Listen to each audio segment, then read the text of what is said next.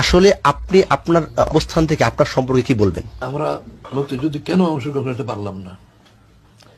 যদি মানে পাকিস্তান হওয়ার পর থেকে 25 বছর পর্যন্ত পাকিস্তানের সঙ্গে যে আচরণ ভারত করেছে, তাতে ভারতকে বন্ধু মনে করার কোনো কারণ ছিল না। যখন বাংলাদেশি জনগণের প্রতিনিধি আওয়ামী লীগের নেতারা ভারতে গিয়ে ইন্দিরা গান্ধীর কাছে ধর্ণা দিল যে আমাদেরকে স্বাধীন করার জন্য আপনারা সাহায্য করেন, তখন আমরা মহা চিন্তায় পড়লাম যে ভারত তো আমাদেরকে স্বাধীন করতে আসবে না, তারা আজও তাদের স্বার্থে, তারা আসছে তাদের স্বার্থে। যে স্বার্থটা কি? 1 নম্বর শর্ত হলো তাদের চির দুশ্মন পাকিস্তানকে দুর্বল করা।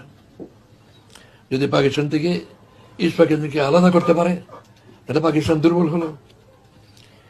2 নম্বর, পাকিস্তান ভারতের বাইরে আর আমরা ভারতের পেটের ভিতরে, চারিদিক ভারত, দক্ষিণ দিকে বঙ্গোপসাগর তাদের হাতে, আন্দামান নিকোবর দ্বীপপুঞ্জ তাদের হাতে। আমরা যদি তাদের থেকে আলাদা হই তাহলে আমরা স্বাধীন সত্তা রক্ষা করে চলতে পারবো না।